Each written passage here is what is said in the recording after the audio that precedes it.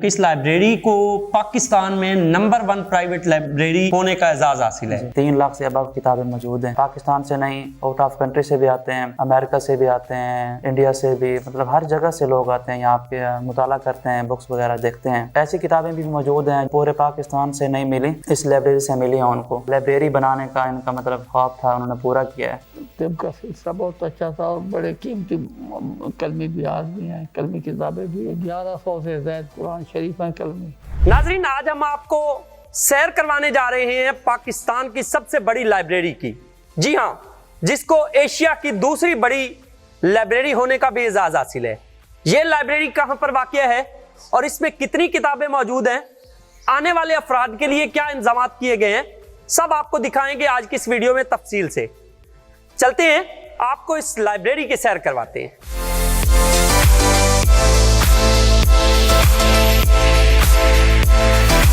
इस वक्त Masood जंडीर research library जो है उसमें पहुंचे हैं। यहाँ पर अगर मेरे कैमरामैन आपको दिखाएं तो बड़ा खूबसूरत सा जो एक गार्डन है वो सेट किया गया है, जिसमें ट्यूबवेल लगाया गया और तरह तरह के फूल यहाँ पे सजाए गए हैं। जबकि इसके अलावा आने वाले अफराद के बैठने के लिए यहाँ पे कुर्सियाँ लगाई गई हैं। ये मेरे पीछे अगर आप देखें तो यहाँ से जो ये लाइब्रेरी है बाकायदा तौर पर यहाँ पर इसकी एक बड़ी तख्ती लगाई गई है कि यहाँ पे जो नया कम्प्लेक्स बनाया गया है, इफ्तिताह जदीद कम्प्लेक्स मसूद जंडीर रिसर्च लाइब्रेरी जो है वो हज़रत गुलाम मोइनुद्दीन सजादा नशीन है महार शरीफ के, और इसके अलावा हज़रत सैयद नसीरुद्दीन नसीर गिलानी साहब जो हैं गोलड़ा शरीफ वाले, उन्होंने इसका इफ्तिताह किया। जबकि इसके अलावा आगे अंदर चलते हैं, अंदर चल के आपको दिखाते हैं कि इस लाइब्रेरी के अंदर क्या मौजूद है, किस तरह से इस लाइब्रेरी के जो किताबें हैं वो यहाँ पे सजाई गई हैं और कितनी किताबें यहाँ पे मौजूद हैं, कौन कौन सी किताबें यहाँ पे रखी गई हैं, वो सब कुछ आगे चल के आपको अंदर दिखाते हैं। अंदर चलते हैं लाइब्रेरी के। जी नाज़रीन, हम इस वक्त मसूद जंडीर रिसर्च लाइब्रेरी में पहुंच चुके हैं, जहां पर आज हम आपको यहाँ पर मौजूद जो किताबें हैं ना सिर्फ वो दिखाएंगे बल्कि इसमें कितनी किताबें मौजूद हैं इसके हवाले से भी बात करेंगे। और यहाँ पर ये जो लाइब्रेरी है इसकी रिसर्च के लिए यहाँ पे कौन कौन आता है इस हवाले से भी आज हम आपको तफसीलें बताएंगे। मेरे साथ इस वक्त इस लाइब्रेरी के लाइब्रेरियन मौजूद हैं जो यहाँ पे मौजूद होते हैं, उन्हीं से बात करने की कोशिश करते हैं। अस्सलाम वालेकुम सर। जी वालेकुम सलाम। बहुत शुक्रिया सर, आपने आज हमें टाइम दिया। थोड़ा सा ये बताइएगा कि आपकी ये जो लाइब्रेरी बनाई गई है इसके अंदर कितनी बुक्स मौजूद हैं और कौन कौन सी किताबें मौजूद हैं यहाँ पे? इधर माशाल्लाह से ये 3 लाख से अबव किताबें मौजूद हैं। तो इधर मतलब हर किस्म की बुक्स आपको मिलेगी। बहुत सारे रिसर्च आते हैं इधर, मीडिया के जो लोग हैं रिसर्च करने आते हैं, पाकिस्तान से नहीं, आउट ऑफ कंट्री से भी आते हैं, अमेरिका से भी आते हैं, इंडिया से भी, मतलब हर जगह से लोग आते हैं यहाँ पे, मुताला करते हैं, बुक्स वगैरह देखते हैं। ऐसी किताबें भी मौजूद हैं जिनको मतलब पूरे पाकिस्तान से नहीं मिली, इस लाइब्रेरी से मिली है उनको। मुझे थोड़ा सा ये बताइएगा कि यहाँ पे जो किताबों का मजमूआ रखा गया है ये कलेक्ट कहाँ से की गई हैं, इकट्ठी कहाँ से की गई हैं, और क्या इन किताबों में इजाफा भी किया जाता है या जो किताबें पहले से रखी गई थी वही अब भी मौजूद है? जी जी, कुछ किताबें जो है ना इनको मिली थी इनको अपने वालिद की तरफ से, और कुछ मतलब हदियतन लोग दे के जाते हैं, और कुछ इन्होंने खुद भी इकट्ठे किए हैं जो इनके मालकान हैं, मियाँ गुलाम मोहम्मद हैं, मियाँ मसूद अहमद साहब हैं। तो वो खुद ही मतलब जो लोग इनको देखने आते हैं वो खुद किताबें दे के जाते हैं हदियतन। तो किताबें यहाँ माशाल्लाह बहुत हैं। कितने लोग रोज़ाना की बुनियाद पे यहाँ पे इन किताबों को पढ़ने के लिए यहाँ पे आते हैं, क्योंकि ये एक दूर शहर से दूर एक इलाका है जहाँ पर ये लाइब्रेरी बनाई गई है। और जहाँ तक हमने इसके बारे में पढ़ा है नाजरीन, आपको बताता चलूँ कि इस लाइब्रेरी को पाकिस्तान में नंबर 1 प्राइवेट लाइब्रेरी होने का एजाज़ हासिल है। जी हाँ, मेलिसी का इलाका है, सरदारपुर जंडीर का इलाका बताया जा रहा है, उसमें ये कायम की गई है और पाकिस्तान की नंबर 1 जो प्राइवेट लाइब्रेरी है वो इसको एजाज़ हासिल है। जबकि अगर बात की जाए एशिया की तो एशिया की दूसरी सबसे बड़ी लाइब्रेरी होने का भी इसको एजाज़ हासिल है। कितने लोग रोज़ाना की बुनियाद पर यहाँ आते हैं ये किताबें पढ़ने के लिए? इधर डेली बेसिस पे आते हैं, तकरीबन 40-50 से अबव ही आते हैं डेली। तो रिसर्चर भी आते रहते हैं, तो मुताला करते हैं, यहाँ बैठ के पढ़ते हैं बस। यहाँ पे मुताला करने के लिए क्या तरीक़ाकार अपनाना पड़ता है? अगर कोई एक यहाँ पे किताबें पढ़ना चाहता है, आकर रिसर्च करना चाहता है, तो उसको क्या प्रोसेस अपनाना पड़ेगा? थोड़ा सा इस बारे में बता दीजिए। इसकी जो लाइब्रेरी की टाइमिंग है वो सुबह 8 से शाम 5 बजे तक है। इधर रिहाइश का भी फ़िलहाल कोई मसला नहीं है, मतलब जो भी आते हैं दिन में अपना बैठ के पढ़ते हैं, अपना मुताला करते हैं, तो फिर शाम को अपने वापस चले जाते हैं। कोई उससे पहले अपने क्वाइफ देना या कोई अपने डॉक्यूमेंट जमा करवाना या अपनी शनाख्त जाहिर करना वो ज़रूरी होता है, या फिर क्या कहेंगे कि हर बंदा आकर यहाँ पे रिसर्च कर सकता है? हर बंदा आके यहाँ के मतलब रिसर्च कर सकता है, हर बंदा आ सकता है। ये मैं देख रहा हूँ यहाँ पे एक बैट भी रखा गया है जिसके ऊपर पीटीआई लिखा गया, और इसके अलावा बाकी जो बुक्स मौजूद हैं इनमें यहाँ पर हमारी बड़ी कदीम चीज़ें मौजूद हैं। तो ये कहाँ से लाई गई हैं और इनका मकसद क्या है यहाँ पे रखने का? ये इन्होंने खुद ही मतलब इनको मतलब शौक़ भी था हर चीज़ का, बुक्स का, लाइब्रेरी बनाने का इनका मतलब ख्वाब था, उन्होंने पूरा किया है।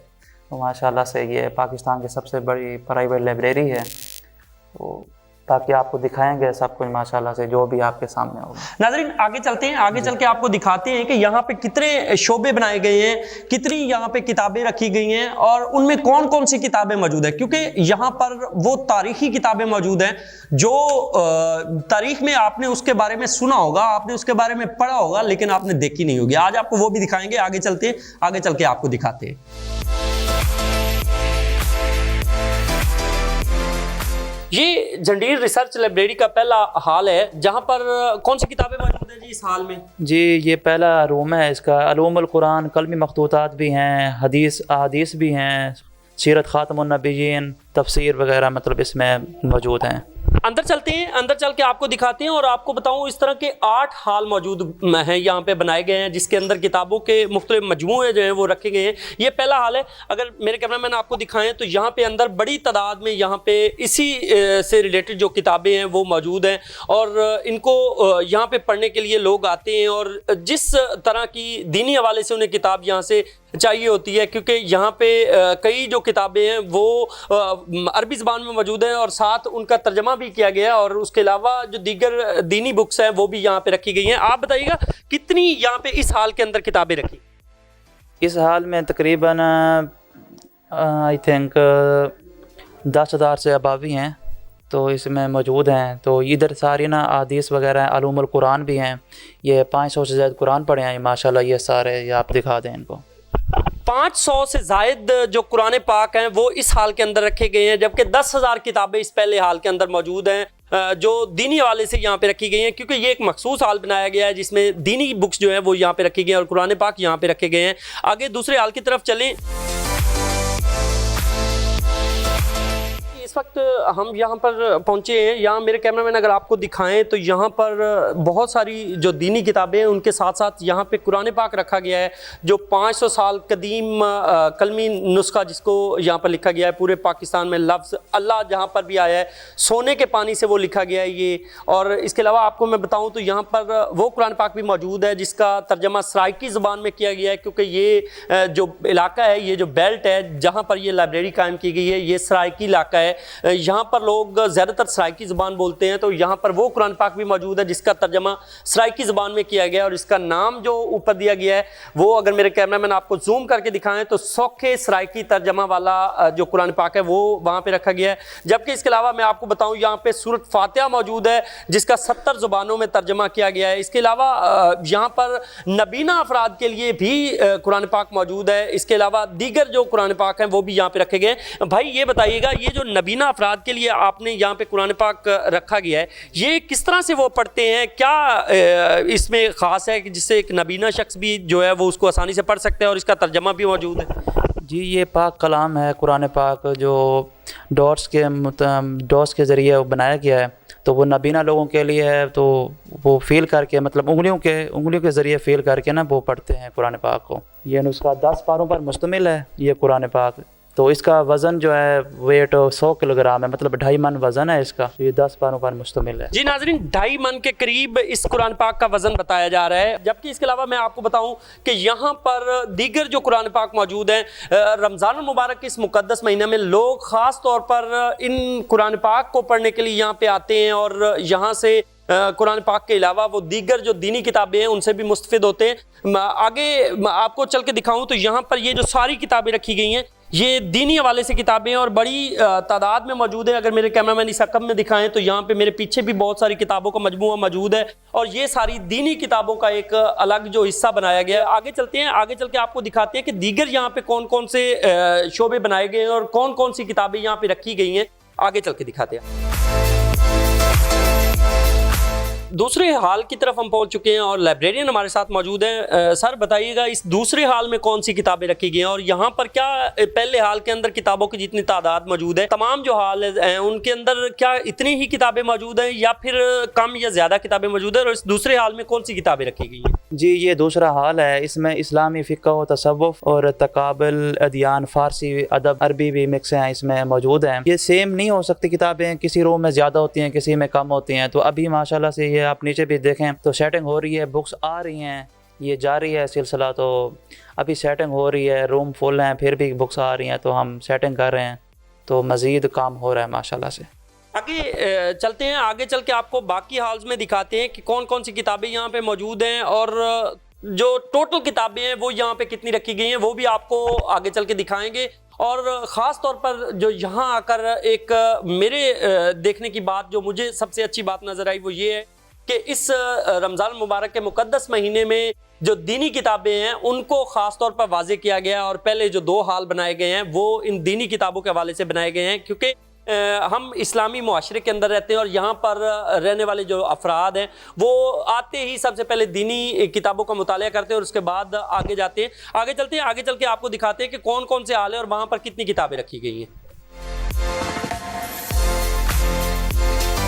सरदार जंडीर रिसर्च लाइब्रेरी के तीसरे हाल में पहुंच चुके हैं और यहाँ पर अगर आपको बताऊं तो ये जो तीसरा हाल बनाया गया है, यहाँ पर इंसाइक्लोपीडियाज़ और अंग्रेज़ी अदब की जो किताबें हैं वो यहाँ पे रखी गई हैं। जी आप बताइएगा यहाँ पे कौन कौन सी किताबें हैं इसके अलावा? जी, ये इंसाइक्लोपीडियाज़ और अंग्रेज़ी अदब की किताबें मौजूद हैं, तो आप आके विज़िट करें, देखें। अंदर चलते हैं और आपको दिखाते हैं, क्योंकि जो हमारे वकला हज़रात हैं वो यहाँ पे इस्तिफ़ादा हासिल करने के लिए आते हैं और यहीं से जो अंग्रेज़ी की बहुत सारी मशहूर किताबें हैं, बहुत सारे जो राइटर्स की किताबें हैं वो यहाँ पे रखी गई हैं और एक तरतीब के साथ ये किताबें रखी गई हैं। कितनी किताबें यहाँ पे इंग्लिश की मौजूद है इस हाल के अंदर? 15,000 से अबाव किताबें मौजूद हैं। 15,000 से ज़ायद किताबें। कितने लोग ऐसे आते हैं जो यहाँ पे अंग्रेज़ी किताबें आपसे पढ़ते हैं और फिर क्या यहाँ से किताबें कोई लेकर भी जाते हैं या यहीं पर पढ़ने के बाद वापस रख दी जाती हैं? तो इधर जो किताबें पढ़ने आते हैं वो इधर ही बैठ के पढ़ते हैं, साथ नहीं लेके जा सकते।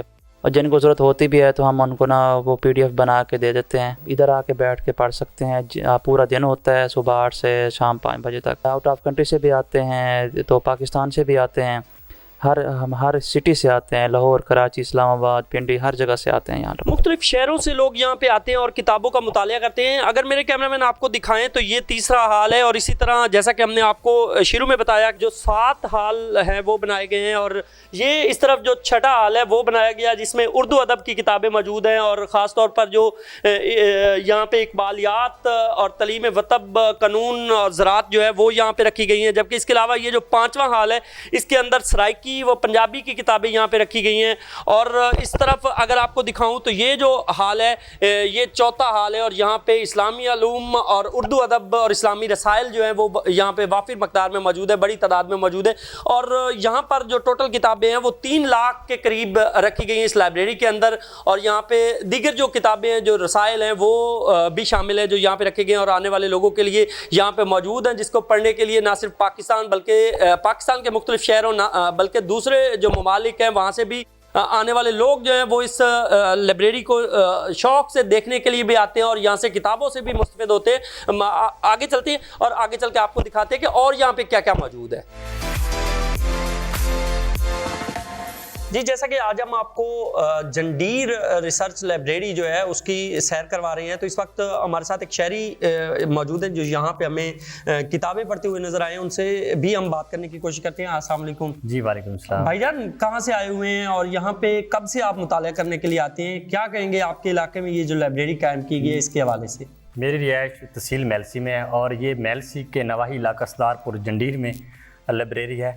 और मैं ये भी आपको बताऊं कि यहाँ पर 500 साल पुराना कुरान भी है और हर मुख्तलिफ किताबें भी यहाँ पर पढ़ी हैं। और माह रमज़ान है तो हम इधर आए हैं एक किताब पढ़ने के लिए और यहाँ पर वकला बरादरी भी आती है, दूर दूर से लोग आते हैं, हर मसले के लिए यहाँ पर मुताले के लिए उनको किताबें यहाँ पर मिलती हैं और हर किस्म की यहाँ पर किताब पढ़ी है। बाहर मुल्क से भी लोग आते हैं यहाँ पर किताबें पढ़ने के लिए, कोई भी इनका मसला होता है उनको कोई चीज़ ढूंढने के लिए इधर यहाँ पे सर्च। मुझे ये बताइएगा कि इस वक्त जब साइंस बहुत ज़्यादा तरक्की कर चुकी है, दुनिया ग्लोबल विलेज बनती जा रही है और हर चीज़ नेट के ऊपर अवेलेबल है, तो इसके बावजूद ये जो लाइब्रेरी है यहाँ पे मुताला करने वालों में कोई फ़र्क पड़ा है? यहाँ पे लोगों की तादाद कम हुई है या फिर अब भी उतने ही लोग मुताला करने के लिए आते हैं जितने अब से कुछ अर्सा पहले आते थे? नहीं पड़ा, क्योंकि ये जो किताबें ये नेट पे या इस तरह का जो उस चीज़ पे नहीं है।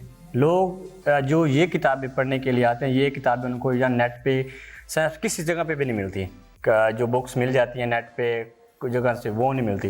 जो यहाँ पे पढ़ी हैं ये बड़ी पुरानी किताबें पढ़ी हैं, जो इन किताबों के अंदर है वो आजकल जो किताबें आ रही हैं उनमें ये चीज़ नहीं मिल रही, उनमें ये चीज़ नहीं मिल रही है। नाज़रीन, जैसा कि अभी हमें इस शहरी की तरफ से भी यही बताया गया कि यहाँ पे जो बुक्स रखी गई हैं, जो किताबें रखी गई हैं, वो नायाब किताबें हैं जो इस वक्त कहीं पर आपको नेट पे नहीं मिलेंगी। और कई जो स्कॉलर्स हैं, कई जो मुफक्किर हैं, वो यहाँ पर आते हैं, अपनी रिसर्च करते हैं और रिसर्च करने के बाद जो है वो यहाँ से किताबों का मुताला करने के बाद कई मसाइल जो हैं वो उनके हल हो जाते हैं। क्योंकि आपको बताऊं, यहाँ पर मेरे कैमरामैन अगर आपको दिखाएं, आगे चल के आपको तफसील से भी दिखाएंगे, यहाँ पर 500 साल पुराना कुरान पाक भी रखा गया है। यहाँ पर कदीम जो चीज़ें हैं, जो इस्तेमाल होने वाली, घर में इस्तेमाल होने वाली चीज़ें हैं, वो भी मौजूद हैं। बड़ी दिलचस्प चीज़ें हैं, आपको आगे चल के वो भी दिखाएंगे और आपको किताबों का तफसील से मुताला करवाने की कोशिश करेंगे। क्योंकि इस दौर में जब हर शख्स मोबाइल पे अपने हर मसले का हल तलाश कर रहा है, ऐसे में अगर आपका कोई मसला जो हल नहीं हो रहा है तो उस वक्त उसके लिए आप जंडीर रिसर्च लाइब्रेरी का रुख करते हैं और यहाँ पर आते हैं तो आपको हर वो किताब यहाँ से मिल सकती है, हर वो मसला आपका यहाँ से हल हो सकता है जो आप अपना हल करना चाहते हैं। और इनकी तरफ से भी यही बताया गया कि ना सिर्फ पाकिस्तान बल्कि दूसरे ममालिक से भी लोग यहाँ पर आते हैं, क्योंकि यहाँ पे कई इंग्लिश किताबें मौजूद हैं, दीनी किताबें मौजूद हैं, जबकि इसके अलावा दुनिया की हर किताब यहाँ पे रखी गई है। 3 लाख के करीब किताबों का मजमूआ जो है वो इस लाइब्रेरी के अंदर मौजूद है। आगे चलते हैं, आगे चल के आपको दिखाते हैं कि और क्या क्या मौजूद है यहाँ पे।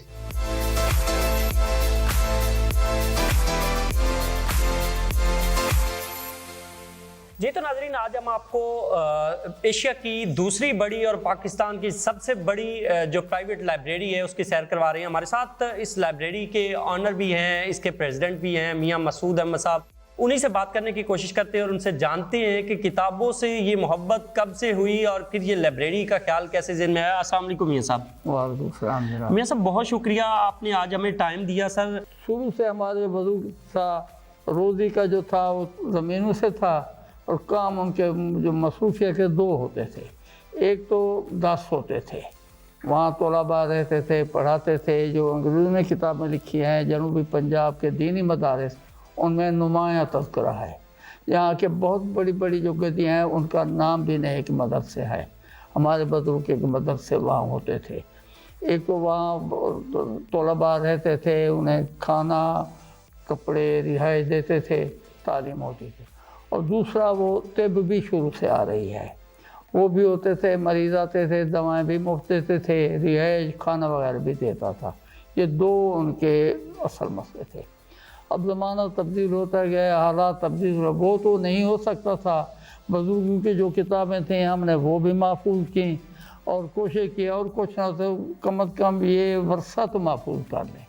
और बहुत सारी किताबें हैं, अगर मैं ये बहुत बड़ा लफ्ज़ मुबालगा न हो कि आपको नामुमकिन है कि किसी पाकिस्तानी कम अज़ कम लहज़ में एक जगह मिले।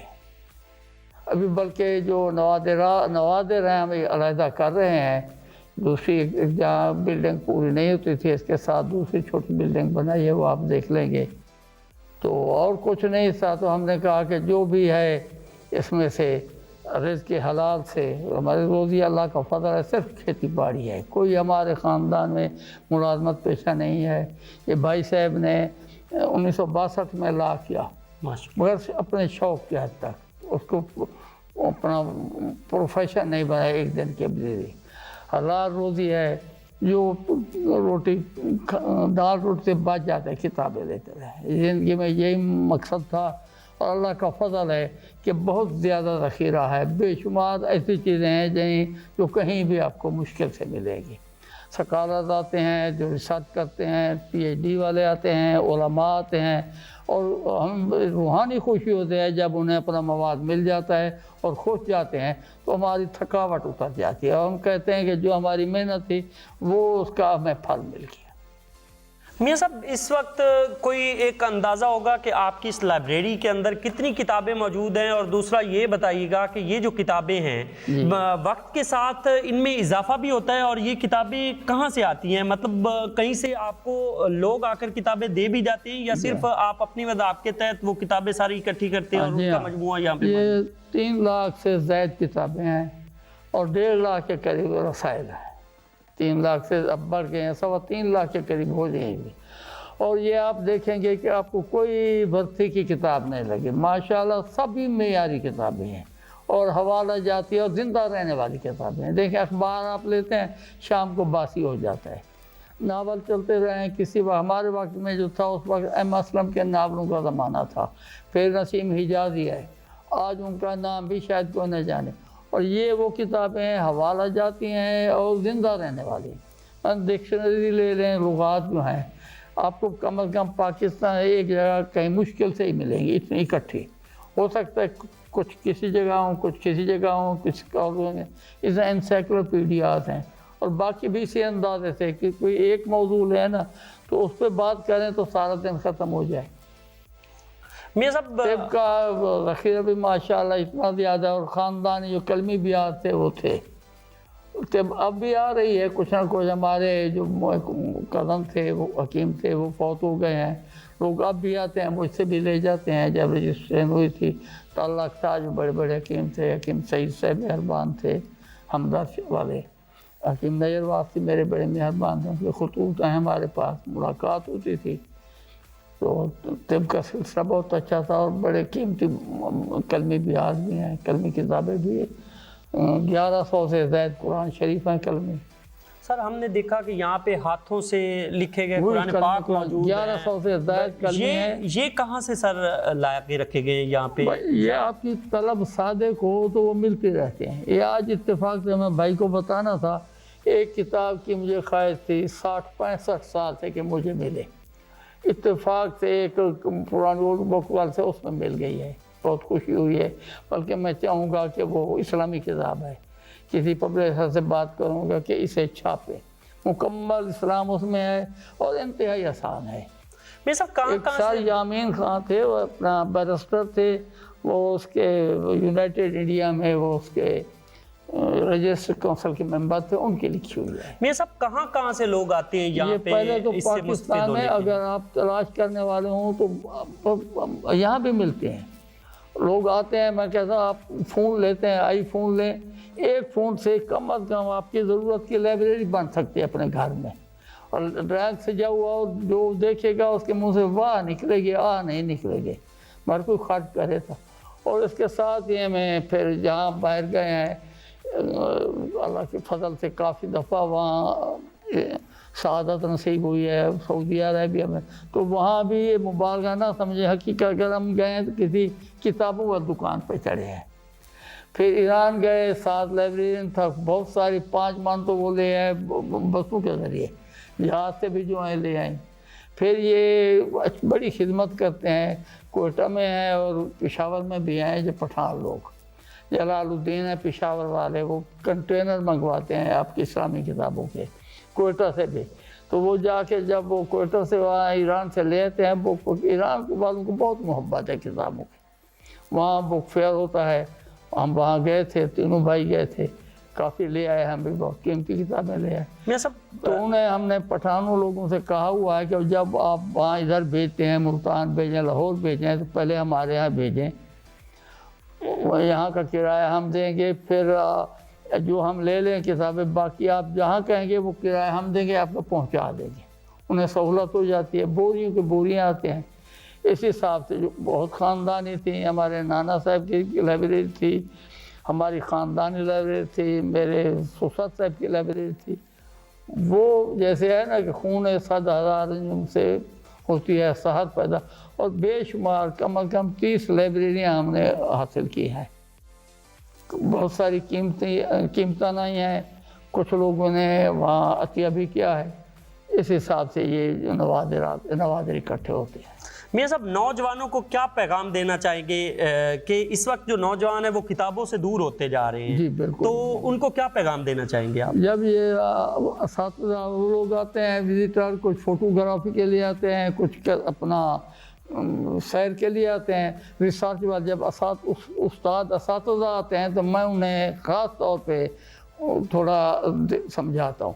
मैं कहता हूँ कि आप क्या बड़ी निस्बत है मुअल्लिम वाला, मुअल्लिम हज़ूर कायनात सल्लल्लाहु अलैहि वसल्लम का नाम भी है, और उसी हिसाब से आपकी ज़िम्मेदारियाँ भी ज़्यादा हैं, पकड़ भी ज़्यादा होगी। बच्चों की तरबियत सही करें और मुताले की आदत डालें, और आप भी मुताला करें। मुताला जैसे आपके जिस्मानी ग़िज़ा है, खाते हैं ना खाएं तो जैसे मुर्दा हो जाएगा। ये किताब है, ये रूह की ग़िज़ा है। अगर रूह की ग़िज़ा नहीं देंगे, फाका करेंगे तो रूह लागत होगी, नाम बिल्कुल मुताला करें तो रूह मुर्दा हो जाएगी। जी नाज़रीन, हमारे साथ ये टीवी पे आता है, दुख होता है, तलफ़्फ़ुज़ बिल्कुल वो गलत बोल रहे होते हैं। मैंने मुशफ़क़ ख्वाजा साहब कहा कि जनाब मुझे तो ज़रूरत पड़ती है, मेरे सिराने रखे हैं लुग़त की 1-2 किताबों का। भाई मुझे भी कई बार दिन में ज़रूरत पड़ती है।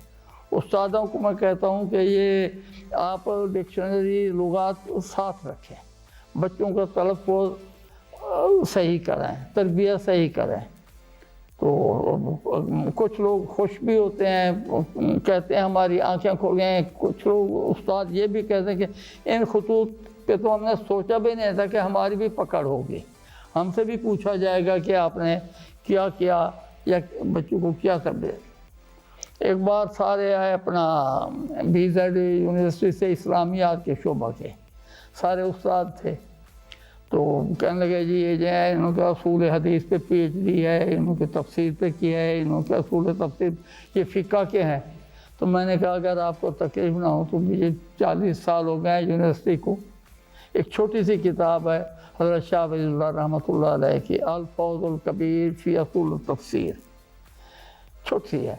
मैंने कहा लिखने वाला नहीं, उससे पढ़ने वाले आपने कितने पैदा किया इस्लामिया से। तालीम का मियार जो है बहुत मतलब है नीचे जा रहा है और दुख होता है। और जब जिस मुल्क में तालीम ख़त्म हो जाएगी तो फिर वो जहालत है, वो पत्थर के ज़माने वाला ज़माना आ गया और थोड़ा सा फ़र्क रह गया है। पहले कोर्स की किताबें देखें जो हैदराबाद दक्कन में पढ़ाई जाती थी, जो सलेबस देखें ना जो मिडिल क्लास का है, वो सलेबस वाली किताब BA वालों का पढ़ नहीं सकता, तो पढ़ेगा क्या।